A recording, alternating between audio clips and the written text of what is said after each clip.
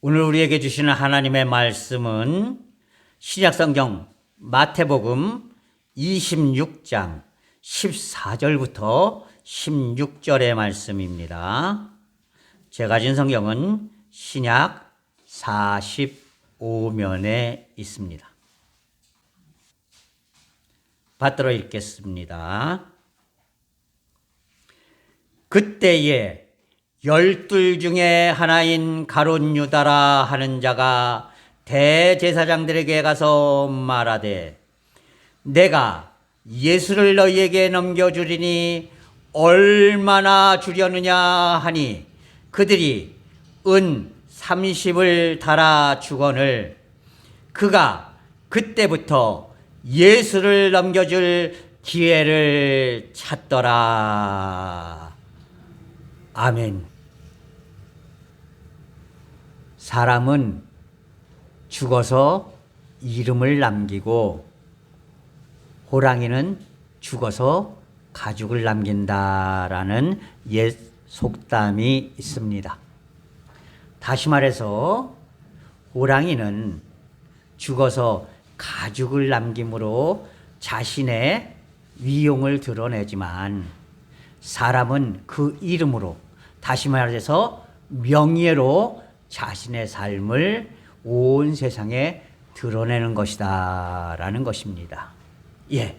예수님도 결국 우리를 위해서 십자가에 돌아가심으로써 온 세상의 구주가 되셨음을 만천하에 드러내셨고, 그 때문에 세상의 모든 사람들이 존경하는 그런 대상이 되었고, 또한 우리 그리스도인들에게는 우리의 삶을 온전히 구원시켜 주신, 그 죄악의 구렁텅이에서 건져내 주신 그런 놀라운 은혜의 주님으로 인정받게 된 것입니다. 이렇게 우리는 나의 이름이 어떻게 남을 것인가를 항상 생각하고 염두에 두면서 그렇게 삶의 열매를 맺어가는 그런 성도들이 되어야 합니다. 어떤 부모님은요, 자식에게 좋은 기억으로 남는 게 아니라 아주 나쁜 기억으로 남아있는 그런 부모들이 있어요. 항상 고집불통인 부모님, 항상 가족을 힘들게 만들었던 부모님, 항상 이제 나를 때렸던 부모님, 이렇게 아주 나쁜 인식으로 남아있는 그런 부모님들도 있어요.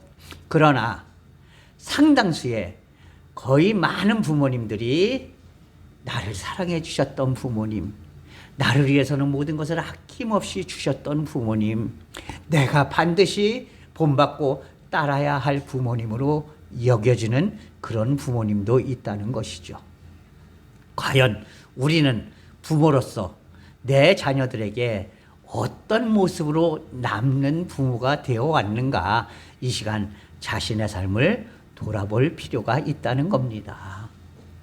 마찬가지로 어떤 사람들은요, 세상에 참 좋은 선한 영향력을 끼쳐서 엄청난 선한 사람으로, 위인으로, 존경하는 사람으로, 본받을 만한 사람으로 그렇게 여겨지는 사람들이 있습니다. 그런데 반대로 절대로 나는 그런 사람이 되지 말아야지 라는 사람의 표상으로 남아있는 사람들이 있어요. 이를테면 이제 나치로 2차 세계대전을 일으킨 히틀러 같은 사람, 이런 사람은 우리는 절대로 그런 사람이 되어서는 안 돼라는 생각들을 많은 사람들이 갖게 만든다는 것이죠. 그런가 하면 성경에도요,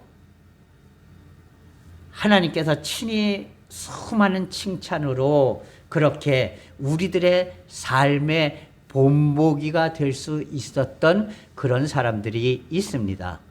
이를테면 아브라함이라든지 요셉이라든지 모세라든지 다윗이라든지 신약 성경으로 넘어오면 바울이라든지 베드로라든지 아니면 니고데모라든지 디모데라든지 빌레몬이라든지 이런 사람들은 우리가 믿고 따르고 존경하면서 그 삶을 나의 삶으로 받아들일 필요가 있는 그런 사람으로 여겨지는 사람들이 있습니다. 그런가 하면 절대로 이런 사람은 되지 말아야지 하는 사람이 있다는 것이죠. 이를테면 빌라도 총독 같은 사람입니다. 빌라도 총독은 어떤 사람입니까? 예수님이 돌아가신 지 2000년이 지난 오늘까지도요, 매번 주일마다 수많은 성도들이 이런 못된 사람, 이런 못된 사람 하면서 거론하는 이름이 바로 본디오 빌라도 총독이라는 것이죠. 주일 예배 때는 거의 모든 교회들이 사도신경을 고백합니다. 자, 그런데 그 사도신경을 고백할 때 우리는 뭐라고 고백합니다?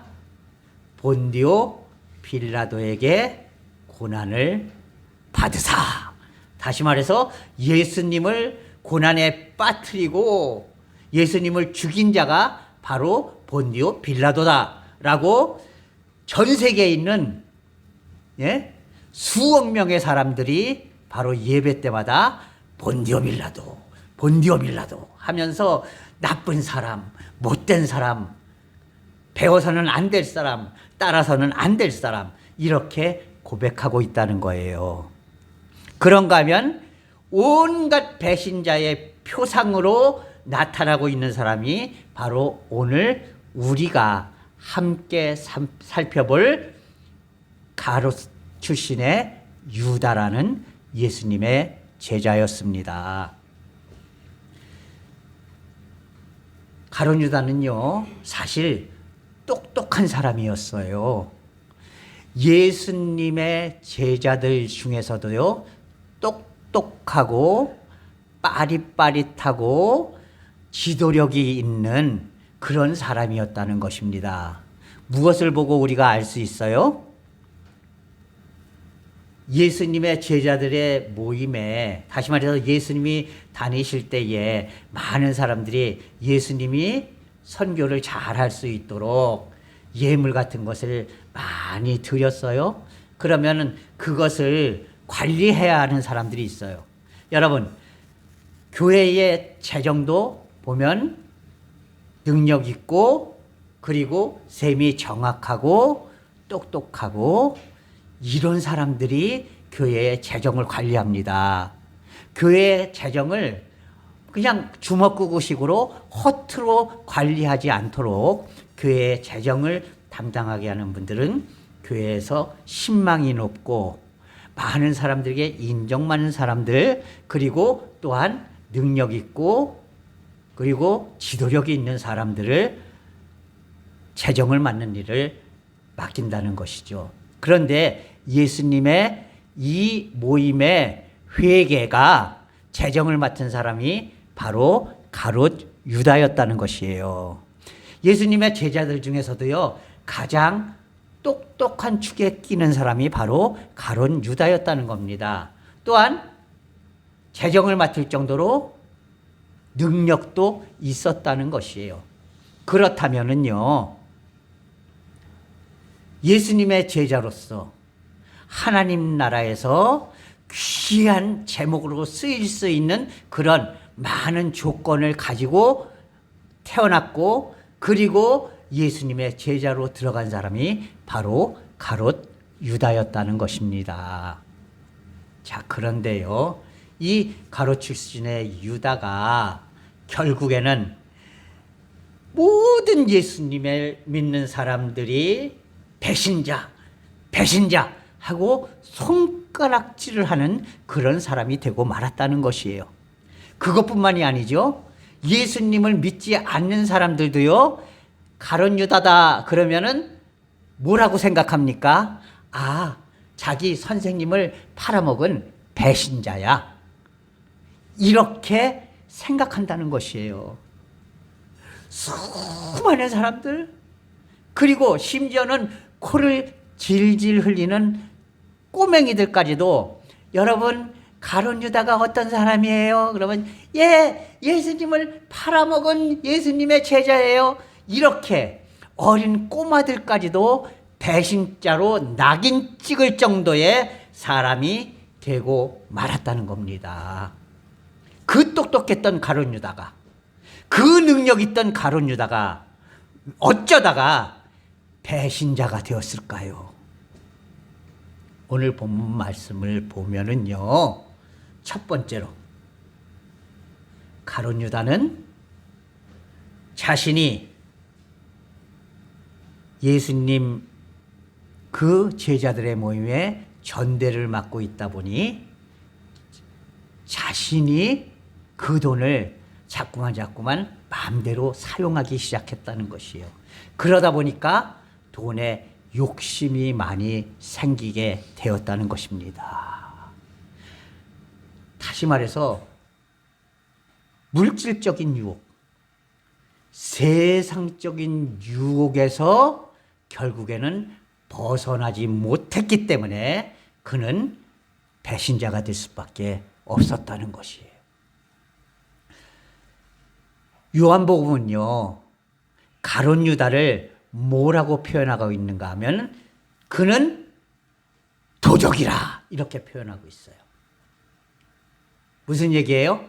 예수님 그 제자들의 모임에 전대를 맡고 있으면서 도둑같이 그것을 자기가 마음대로 사용했다는 것입니다.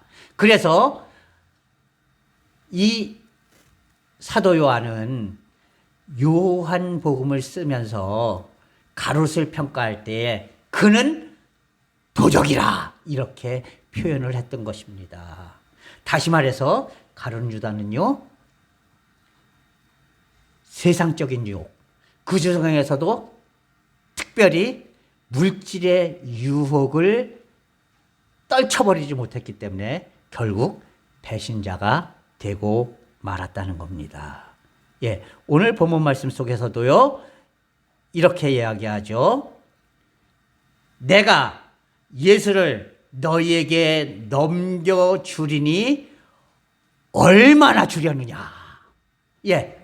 내가 예수님을 너희한테 넘겨줄 테니까 권력욕이 있는 사람들이라면 뭐라 그랬습니까? 나에게 한 자리 줄래요?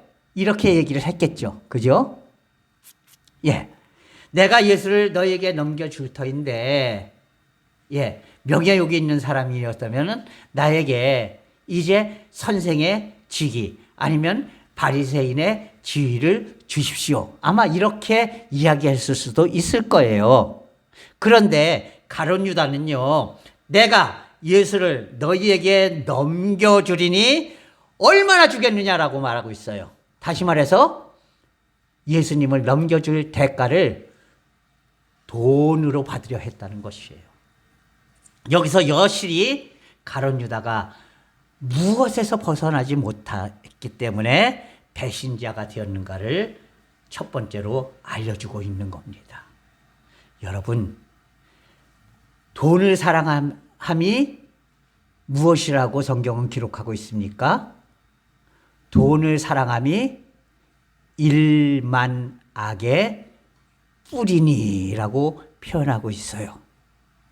다시 말해서 세상 물질은 하나님께서 내가 세상에서 하나님의 영광을 나타내면서 사는데 필요한 만큼 주시고, 그리고 그 이상의 욕심을 부리면 결국 그것은 화가 된다라고 말씀하고 계세요. 그래서 예수님께서 주기도문을 가르쳐 주시면서도 오늘 우리에게 양식을 많이 주세요, 복을 많이 주세요, 이렇게 기도하라고 가르치신 게 아니라 오늘 우리에게 하루하루 먹고 살 만큼의 양식을 주세요, 일용할 양식을 주세요. 이렇게 기도하라고 그렇게 가르쳐 주신 거예요. 물질은 우리가 살아가는데 꼭 필요한 것이죠. 물질은 우리가 하나님 앞에 영광을 돌리는 일에도 꼭 필요한 것입니다. 그러나 물질은요, 결국 차고 넘치면 그것이 일만하게 뿌리가 되고 우리를 쓰러뜨리는 그런 썩은 종기가 된다는 사실을 꼭 기억할 수 있기를 바랍니다. 그래서 하나님께서 나에게 풍성하게 복과 은혜를 내려주시고 물질을 베푸시는 것 다 좋은 일이지만 내가 그것에 욕심을 내는 순간에 결국에는 그것이 나를 실패의 구렁텅이로 빠뜨리는 그런 아주 강력한 올무가 된다라는 사실을 꼭 기억할 수 있기를 바랍니다.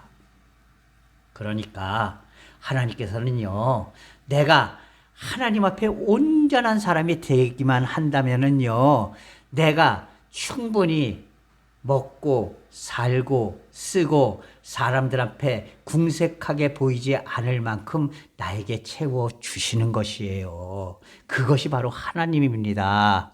그러나 거기에 지나쳐서 내가 욕심을 부리기 시작하면 결국 나는 배반자의 길로 빠져들고 그리고 하나님께서 내치시는 그런 불쌍한 사람의 자리로 떨어지게 된다라는 사실을 여러분 꼭 기억할 수 있기를 바랍니다. 두 번째로 가룟 유다는요, 자신을 온전히 세워줄 수 있는 그런 세상적인 권세의 욕심을 가지고 있었고 그것을 억누르지 못했다는 겁니다. 가룟 유다가 왜 예수님을 배반하게 됐는가에 대해서 많은 성경학자들은 그 이유를 여기서 찾습니다.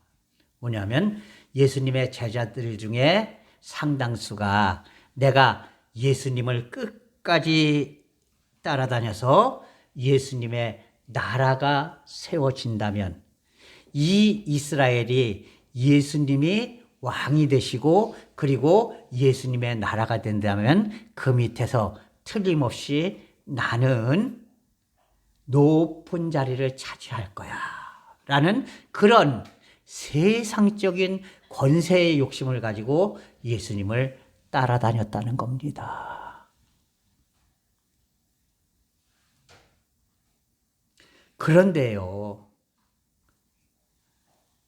가만히 보니까 예수님께서 이스라엘의 왕이 되고 싶은 욕심이 없으신 거예요. 예수님이 이스라엘의 왕이 되셔야지 내가 거기서 한 자리 차지할 수 있는데 예수님이 이스라엘의 왕이 되고 싶은 생각이 전혀 없으신 거예요. 3년 동안을 따라다녔는데도. 그것을 어디서 우리가 알 수 있는가? 예수님의 제자들이 서로 싸웁니다. 무엇 가지고 싸우느냐? 자리 다툼을 해요. 누가 예수님이 왕이 되시면은 누가 더 높은 자리를 차지할까를 가지고 제자들이 막 싸웁니다.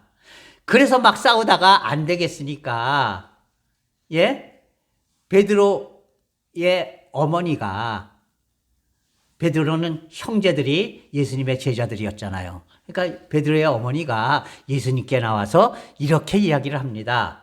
예수님이 만약에 왕이 되시면은요, 제 두 아드놈, 하나님은 예수님의 우편에 앉혀주시고요. 하나는 예수님의 좌편에 앉혀주세요. 다시 말해서 이제 우리 옛날 조선시대로 얘기하면 하나는 예수님의 우의정이 되게 해주시고 하나는 예수님의 좌의정이 되게 해주세요. 이렇게 예수님께 속내를 드러냈다는 것이에요.